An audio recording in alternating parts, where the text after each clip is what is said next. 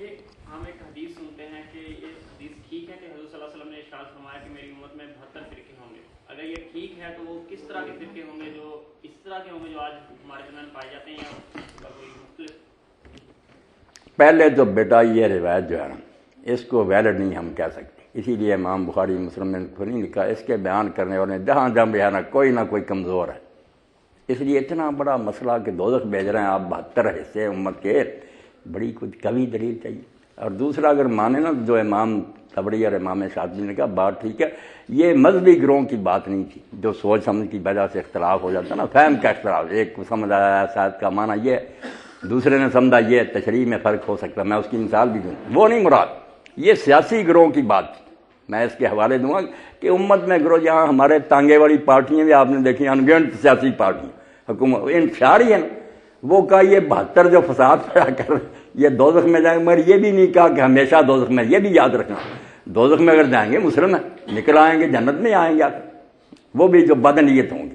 جو الجماعت کا کہ جو زیادہ اکثریت جس کو خلیفہ چنا یا حاکم ہے وہ ٹھیک، یہ جمہوری اصول ہے کہ زیادہ اکثریت نے ایک شخص کو حکمران چنا ہے، آپ مانیں اس کو. وہاں چھوٹی چھوٹی ٹولیاں اٹھ کر فتنہ پیدا کریں ملک میں تو 72 گروہ پھر کام دوزخی والا ہی کر رہے ہیں.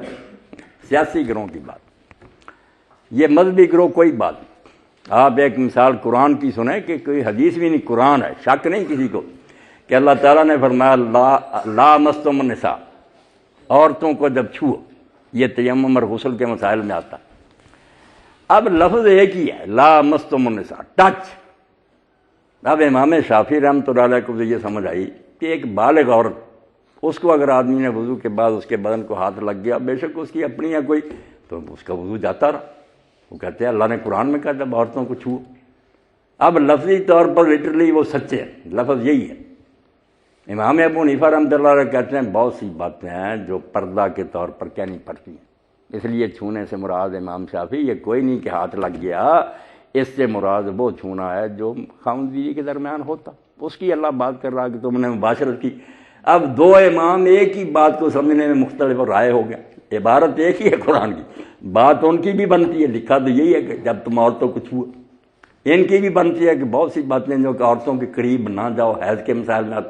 اب قریب جانے کا مطلب یہ تھوڑی ہے کہ تم خاوند بیوی ایک جگہ بیٹھ گئے تو یہ حرام ہو گیا. وہ بھی لوگ سمجھتے ہیں قریب جانا کیا.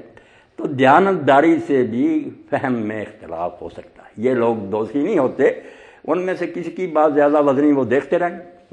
جو بد نیت لوگ ہیں نا امت میں انتشار اور فساد چاہتے، چھوٹی چھوٹی ٹولیاں بڑے، وہ جہنمی، مگر آخر میں وہ بھی جنت میں جائیں گے. یہ نہیں کہا کہ وہ مخلد فی النار. جی ماشاء اللہ، پوچھیں جو پوچھنا.